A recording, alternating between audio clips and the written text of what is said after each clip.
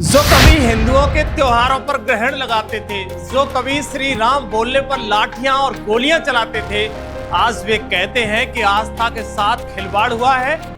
अब तुम हमें आस्था सिखाओगे? जो मंदिर का पैसा कब्रिस्तान की दीवारों पर खर्च करते थे, कहने पर लाठी चलाते थे और राम मंदिर के लिए कार सेवा करने आए हुए राम भक्तों पर गोलियां चलाते थे, आज वे कहते हैं कि आस्था के साथ खिलवाड़ हो रहा है। ये आस्था के साथ खिलवाड़ नहीं, जो अपराधी होगा उसके खिलाफ कठोरता पूर्वक कार्रवाई होगी, लेकिन हिंदू आस्था के साथ किसी को खिलवाड़ करने के लिए छूट नहीं देंगे। अयोध्या केवल एक शहर नहीं, करोड़ों हिंदुओं की आस्था का प्रतीक है। तमाम कालनेमी आए, लूटने की कोशिश की, लेकिन राम भक्तों की आस्था को कोई कम नहीं कर पाया। लेकिन कालनेमियों ने अपने ही वंश का नाश कर लिया। उनकी सरकार आएगी तो अयोध्या को धार्मिक नगरी बनाएगी। अरे आप क्या धार्मिक नगरी बनाएंगे? आपने तो अपना इतिहास देखिए, राम भक्तों पर गोली आप ही के लोगों ने चलाई थी, आप ही की सरकार ने चलाई थी, समाजवादी पार्टी की सरकार। बाबा का संदेश एकदम साफ है कि अपराध का अंजाम कार्रवाई और आस्था के साथ खिलवाड़ की तो कोई माफी नहीं। जिसने कानून तोड़ा वो कानून के शिकंजे से बच नहीं पाएगा। अयोध्या के बारे में जो समाचार पत्रों में सुनने को मिला, हम लोगों ने ट्रस्ट के अनुरोध पर एसआईटी जांच बिठाई है और मैं उन्हें इस बात के लिए कह सकता हूं कि एसआईटी जांच दूध का दूध और पानी का पानी करके रहेगी, उसमें कोई संदेह नहीं।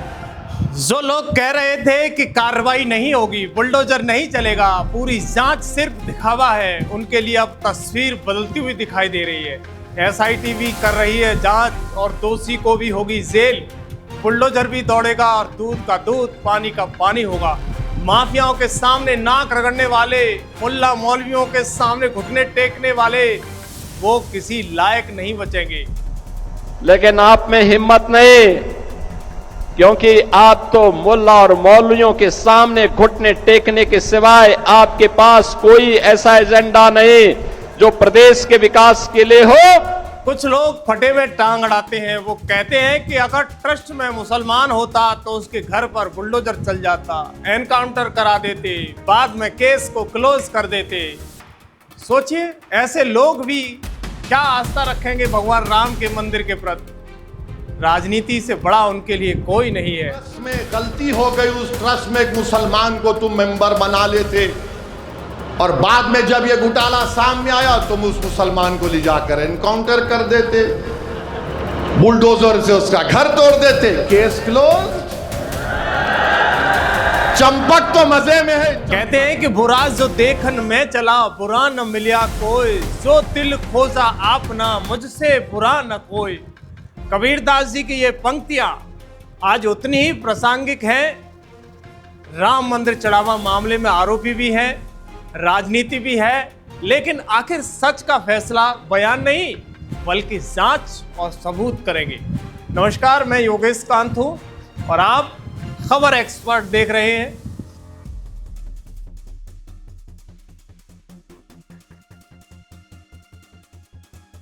दर्शकों, राम मंदिर में चढ़ावे की कथित गड़बड़ी सामने आने के बाद उत्तर प्रदेश की राजनीति फिर गर्मा गई। एक ओर एसआईटी लगातार नए खुलासे कर रही है, दूसरी ओर विपक्ष सरकार पर सवाल उठा रहा है। इसी बीच योगी सरकार ने ऐसे कदम उठाना शुरू कर दिया है जिन्होंने पूरे मामले को एक नया मोड़ दे दिया है। अब सवाल केवल चोरी का नहीं है बल्कि कार्रवाई का है। आखिर जांच किस दिशा में बढ़ रही है? बुलडोजर की चर्चा क्यों तेज हो गई है और विपक्ष तथा सरकार आमने सामने क्यों है? आइए पूरे घटनाक्रम को क्रमबद्ध तरीके से समझाते हैं। दर्शकों, इस देश की सबसे बड़ी ताकत तो उसकी आस्था है। घट घट में, कण कण में भगवान विराजमान है मानने वालों के लिए। लेकिन हर दौर में कुछ ऐसे राजनीतिक चेहरे और विचारधाराएं रही हैं जिन पर यह आरोप लगता रहा है कि उन्होंने सनातन की भावनाओं को कभी गंभीरता से नहीं लिया। वर्षों तक सत्ता में रहने के बावजूद राम मंदिर का मुद्दा अदालतों, आंदोलनों और राजनीतिक बहसों के बीच उलझा रहा। लाखों राम भक्त कार सेवक संघर्ष करते रहे, लेकिन भव्य राम मंदिर का सपना पूरा होने में दशकों लग गए। दर्शकों, आज जब अयोध्या में रामलला का भव्य मंदिर में विराजमान पूरा हो चुका है, तब राजनीतिक माहौल पूरी तरह बदलता हुआ चला जा रहा है। ऐसे में जब मंदिर से जुड़ा कोई विवाद सामने आता है तो आरोप प्रत्यारोप की राजनीति भी तेज हो जाती है और कुछ लोग सीधे मुख्यमंत्री योगी आदित्यनाथ को टारगेट करना शुरू कर देते हैं, जबकि उनके समर्थकों का कहना है कि जिस व्यक्ति ने अपने सार्वजनिक जीवन का बड़ा हिस्सा राम मंदिर आंदोलन और उससे जुड़े मुद्दों के लिए, हिंदुओं के लिए समर्पित किया है, उसी पर सवाल खड़े किए जा रहे हैं। लेकिन योगी आदित्यनाथ बार बार एक ही बात दोहराते हैं कि हम बोलते कम हैं, काम ज्यादा करते हैं। यही वजह है कि जब कार्रवाई में देरी को लेकर सवाल उठे, जब बुलडोजर और कड़ी कानूनी कार्रवाई की मांग होने लगी, तब सरकार की ओर से यह संदेश दिया गया कि जांच पूरी होगी, तथ्य सामने आएंगे और कानून के अनुसार जो भी दोषी होगा उसके खिलाफ सख्त कार्रवाई होगी। अब सरकार की यानी जितने भी लोग हैं उन सब की निगाहें इसी बात पर है कि जांच का अंतिम निष्कर्ष क्या सामने लगता है। जिन्होंने राम जन्मभूमि के हमेशा आंदोलन का विरोध किया था और राम जन्मभूमि पर भगवान राम का भव्य मंदिर न बने, इसके लिए उन्होंने एड़ी चोटी एक लगा दी थी। उन्होंने सुप्रीम कोर्ट में कह दिया कि भगवान राम है ही नहीं। दर्शकों, अयोध्या में राम मंदिर करोड़ों सनातनियों की आस्था का केंद्र है, लेकिन जब इस राम मंदिर के चढ़ावे में कथित गड़बड़ी और वित्तीय अनियमितताएं की खबरें सामने आने लगी तो पूरे देश में हलचल मच गई। यानी विपक्ष की तो मानो नींद चली गई, उनको लिए एक बड़ा मुद्दा मिल गया। हाय हाय राम मंदिर, छाती पीटने लगे, क्योंकि इससे पहले उन्होंने कभी राम मंदिर की चर्चा नहीं की, कभी वो राम मंदिर को देखने नहीं गए, लेकिन आज छाती पीट रहे। हाय हाय राम मंदिर में दान पात्र चोरी, दान में से चोरी। दर्शकों, विपक्ष ने सरकार को घेरना शुरू कर दिया है। वहीं सरकार ने साफ कहा कि दोषी कोई भी हो उसे बख्शा नहीं जाएगा। अब इस पूरे मामले में एक नया मोड़ ले लिया है। एक तरफ एसआईटी लगातार नए खुलासे कर रही है तो दूसरी तरफ आरोपी लव कुश मिश्रा और उससे जुड़े लोगों पर कानूनी शिकंजा लगातार कसता हुआ चला जा रहा है। दर्शकों, बुलडोजर कार्रवाई की चर्चा तेज हो गई है। गैंगस्टर एक्ट लगाने की तैयारियां की खबरें सामने आने लगी है। भर्ती प्रक्रिया भी जांच के दायरे में आ चुकी है। यानी जो राम मंदिर में जिन सेवादारों की भर्ती की गई वो किस आधार पर की गई और उसमें क्या क्या प्रमाण पत्र लगे, कैसे वेरिफिकेशन हुई, यहां तक कि जिस बैंक ने इसका ठेका गिनने का लिया था, जिस कर्मचारी ने इनको अपॉइंटमेंट किया था, जो कर्मचारी थे, सबकी जांच होगी। जेल जाएंगे एक एक, क्योंकि कुछ ऐसी भी सूचनाएं मिल रही हैं कि 100 से अधिक लोग इस पूरे काले बाजार में अंजाम दे चुके हैं और उन पर कार्रवाई होना एक बहुत बड़ा अभियान है। सबसे बड़ा सवाल यही है कि क्या ये केवल चढ़ावे में कथित गड़बड़ी का मामला है या फिर इसके पीछे कहीं बड़ा एक नेटवर्क छुपा हुआ है। आखिर मुख्यमंत्री योगी आदित्यनाथ बार बार क्यों कह रहे हैं कि किसी भी दोषी को छोड़ा नहीं जाएगा। आज इस वीडियो में पूरे घटनाक्रम की शुरुआत से अंत तक के तथ्यों के आधार पर समझाएंगे। लेकिन उससे पहले अगर आपने अभी तक हमारे चैनल को सब्सक्राइब नहीं किया है तो तुरंत कर लीजिएगा, क्योंकि यहाँ आपको मिलती हैं हर बड़ी खबर सबसे पहले और सबसे सटीक विश्लेषण के साथ। अब शुरू करते हैं। सबसे पहले बात करते हैं उस कार्रवाई की जिसने पूरे मामले को फिर से सुर्खियों में ला दिया है। जानकारी के अनुसार राम मंदिर चढ़ावा मामले के मुख्य आरोपी लव कुश मिश्रा की पत्नी के नाम पर बन रहे निर्माण को लेकर अयोध्या विकास प्राधिकरण नोटिस जारी कर दिया है। प्रशासन ने निर्माण से जुड़े दस्तावेज, स्वीकृत नक्शे की जानकारी मांगी है। यदि निर्धारित समय में संतोषजनक जवाब नहीं मिलता है तो नियमानुसार कार्रवाई होगी, जांच भी होगी, यहां तक कि बुलडोजर भी चलेगा। यहीं से पूरे मामले की गंभीरता और बढ़ गई, क्योंकि अब जांच केवल कथित चोरी तक सीमित नहीं दिखाई दे रही, बल्कि संपत्तियों और उनसे जुड़े दस्तावेजों की भी पूरी पड़ताल की जा रही है। जांच एजेंसियां ये भी पता लगाने में जुटी है कि संबंधित संपत्तियां किन परिस्थितियों में खरीदी गई और निर्माण कार्य के नियमानुसार किस आधार पर हो रहा है। यानी ये मामला अब सिर्फ एक FIR तक सीमित नहीं है।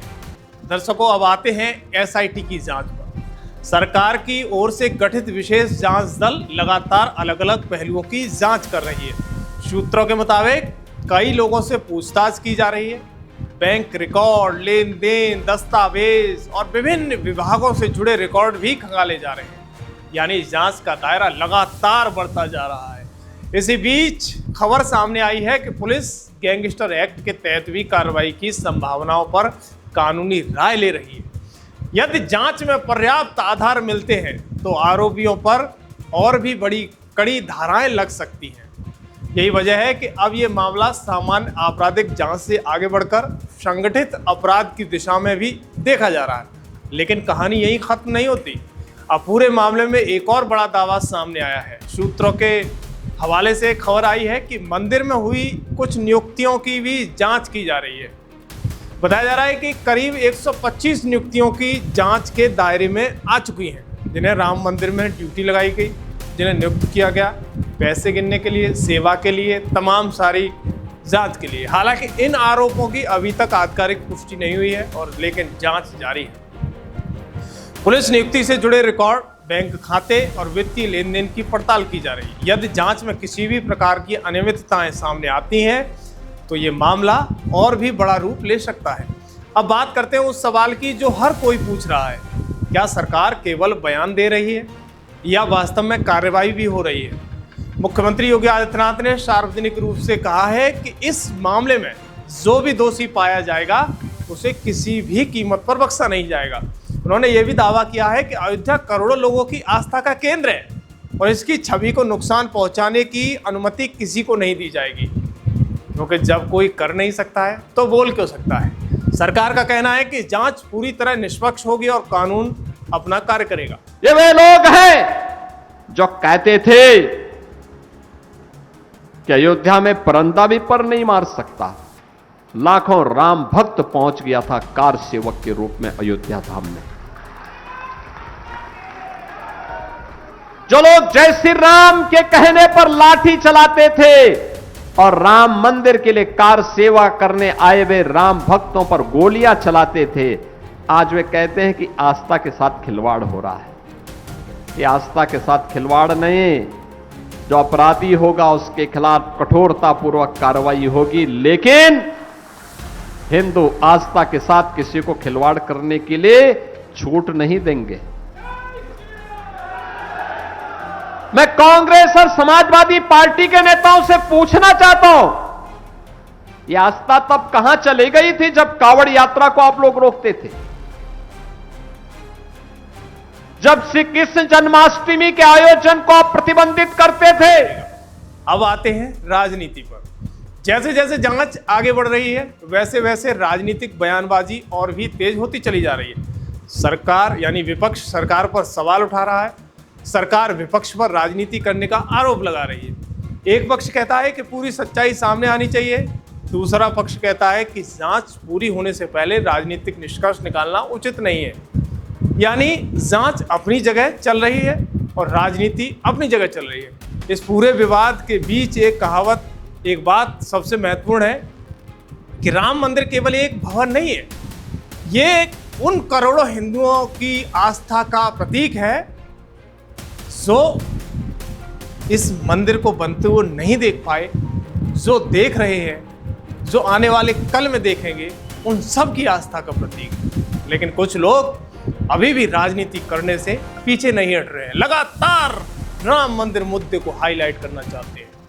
कुछ लोग तो दिल्ली से आकर राम मंदिर मुद्दे पर बोल रहे हैं, उन पर पंजाब संभल नहीं रहा, दिल्ली संभाल नहीं पाए, अब वो उत्तर प्रदेश में राजनीति करने आए हैं। दर्शकों, मेहमानों का स्वागत कैसे किया जाता है वो सब आप जानते हो। 27 का चुनाव नजदीक है, ऐसे लोग आएंगे, लेकिन आप देखिएगा कि कुछ लोगों को पहले राम के नाम से डर लगता था, राम के मंदिर जाने से डर लगता था और अयोध्या में हर वक्त कर्फ्यू जैसा माहौल रहता था। उनके शासन में कभी राम भक्त अच्छे से दर्शन नहीं कर पाया था।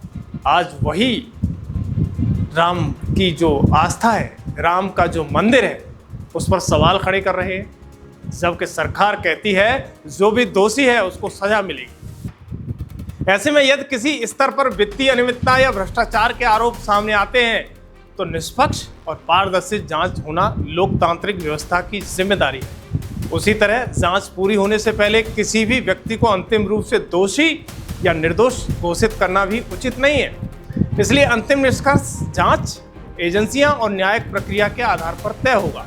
फिलहाल जो तस्वीर सामने आ रही है उससे एसआईटी लगातार कार्रवाई कर रही है, संपत्तियों की जांच जारी है, आर्थिक लेन देन की पड़ताल जारी है, भर्ती प्रक्रिया की जांच जारी है और कानून के अनुसार आगे की कार्रवाई भी लगातार आगे बढ़ती रही है। अब पूरे देश की नजर इसी बात पर है कि जांच की अंतिम रिपोर्ट क्या सामने आती है। क्या केवल कुछ लोग जिम्मेदार पाए जाएंगे या फिर कोई बड़ा नेटवर्क का उजागर इस पूरे मामले के पीछे होगा? इसके जवाब आने वाले दिनों में मिलेंगे। फिलहाल आप इस पूरे मामले को किस नज़र से देखते हैं? क्या जांच सही दिशा में आगे बढ़ रही है या आपको लगता है कि अभी और बड़े खुलासे बाकी हैं? अपनी राय हमें कमेंट बॉक्स में ज़रूर बताइएगा। अगर वीडियो पसंद आए तो लाइक करें, ज़्यादा से ज़्यादा शेयर करें और खबर एक्सपर्ट चैनल को सब्सक्राइब करना बिल्कुल न भूलें। धन्यवाद।